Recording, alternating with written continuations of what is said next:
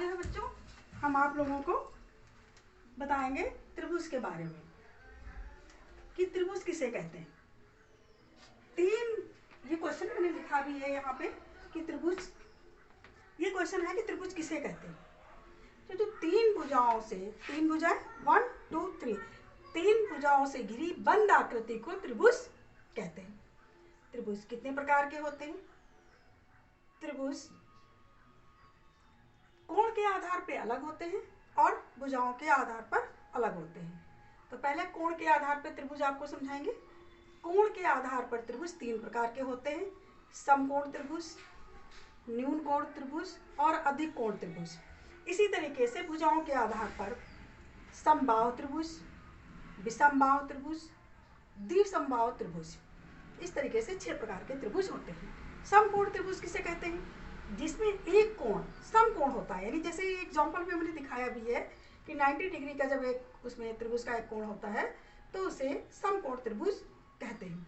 इसी तरीके से अन्य भी क्वेश्चन बनते हैं कि न्यून कोण त्रिभुज किसे कहते हैं? तो जिसके तीनों कोण न्यून कोण होंगे वो न्यून कोण त्रिभुज कहलाएगा। और फिर अधिक कोण त्रिभुज किसे कहते हैं? तो जिसका एक कोण अधिक कोण होगा उसे अधिक कोण त्रिभुज कहेंगे। जैसे आप ये अब आ जाइए आपके लेसन के हिसाब से। लेसन में दिया गया है कि नीचे दिए गए चित्रों के न्यून कोण, समकोण तथा अधिक कोण पहचानिए। न्यून कोण, सबसे पहले न्यून कोण दिया गया, तो न्यून कोण जिसके तीनों कोण न्यून कोण हो, जैसे ये तीसरी और चौथी आकृति, इसके तीनों कोण न्यून कोण है।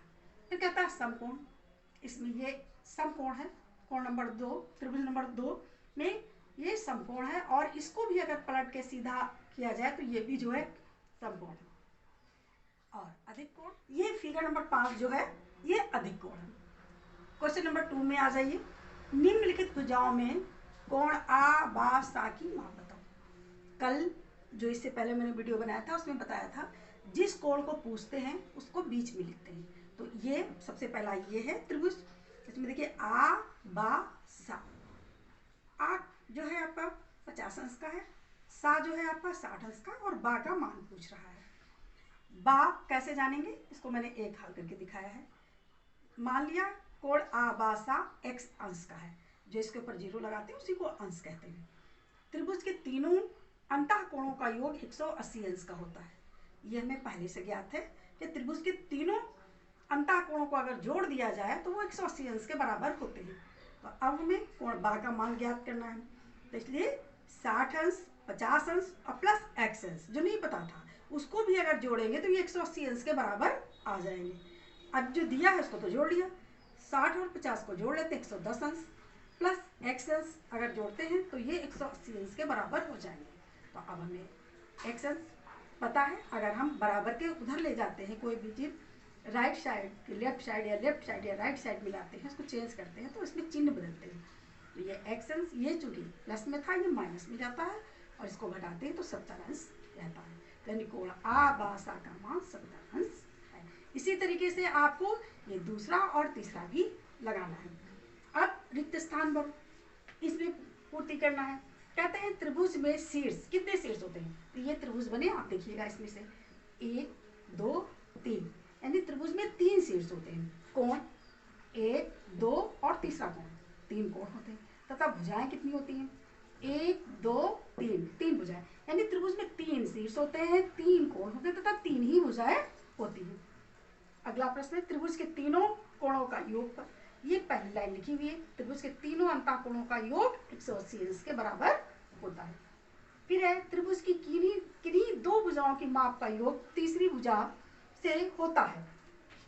अब त्रिभुज की किन्हीं, ये क्वेश्चन अगर आपसे पूछता है कि त्रिभुज की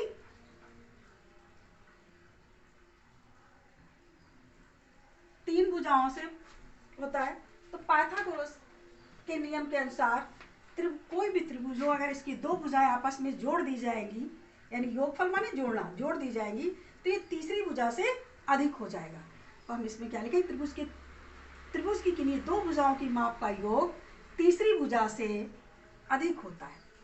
अब ये दूसरा है त्रिभुज की किन्हीं 2 भुजाओं की माप का अंतर तीसरी भुजा से। तो अगर कोई भी 2 भुजाएं आप आपस में घटा दीजिएगा, मान लीजिए इस भुजा से अगर इस भुजा को घटाते हैं तो ये छोटी निकलेगी, तो क्या होता है? कम होती है। कोई भी इसी तरीके से आप इसको अगर घटाएंगे तो ये कम हो जाएगी। वैसे कर्ण जो होता है हमेशा बड़ा ही होता है, लेकिन इसको जो है अगर घटा नहीं सकें, इसमें से ये घटा देंगे तो ये छोटा निकलेगा, कम होता है। अगर दो, तो कहते हैं त्रिभुज की किन्हीं दो भुजाओं की माप का अंतर तीसरी भुजा से कम होता है। आज बच्चों यही समझा रहे हैं कि त्रिभुज के बारे में समझाया आप लोगों को। और आप लोगों से एक ये भी है आपसे कहना कि कोई भी टॉपिक अगर आपको नहीं समझ में आ रहा है, मैथ ही नहीं किसी भी अन्य सब्जेक्ट का, तो आप लोग उसकी फ़ोटो खींच के मुझे भेजिएगा, फिर मैं उसको क्लियर करूँ।